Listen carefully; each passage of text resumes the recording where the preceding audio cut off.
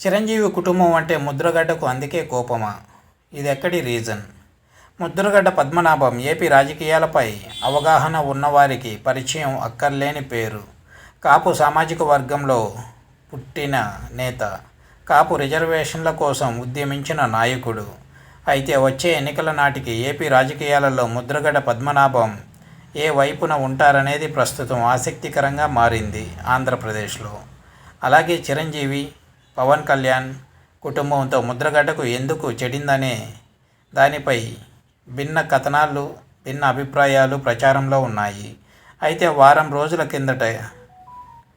కిందటి వరకు ముద్రగడ్డ పద్మనాభం జనసేనలోకి వెళ్తారనే వార్తలు వచ్చాయి. కొంతమంది టీడీపీ, జనసేన నేతలు ఆయన్ని కలవడంతో ఆ వార్తలకు మరింత ప్రచారం, బలం చేకూరింది. ఇక పవన్ కళ్యాణ్ స్వయంగా ఆయన ఇంటికి వచ్చి పార్టీలోకి ఆహ్వానిస్తారనే వార్తలు వచ్చాయి. 1-2 తేదీలు కూడా వినిపించాయి. ఇది వ్యూవర్స్.